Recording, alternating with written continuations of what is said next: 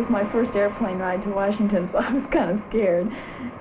I was a little bit scared, you know, to see what it was going to be like, and I didn't know what the girls were going to be like, and I didn't know how the people would be. The Junior Miss sticks out just like a green apple. I mean, they're just, you know, just something about them, and the girls are all dressed in their suits and so on, and hats. And one of the things that impressed me about the whole thing was the enthusiasm of all the girls and all the people that worked at the pageant, and I think that is really great.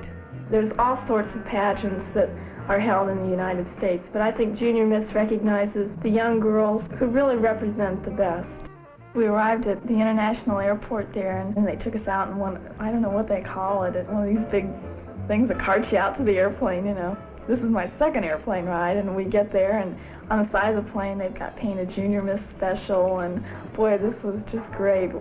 We got in the plane and we had lunch and we sang songs, and I don't see how the pilot ever got us there on course.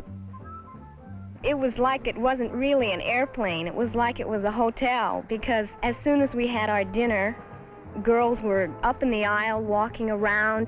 A lot of the girls were taking pictures madly. I was knitting to keep myself calm. Most of the girls on the way to Mobile were primping and getting ready for the big arrival. Little did we know how big it was going to be.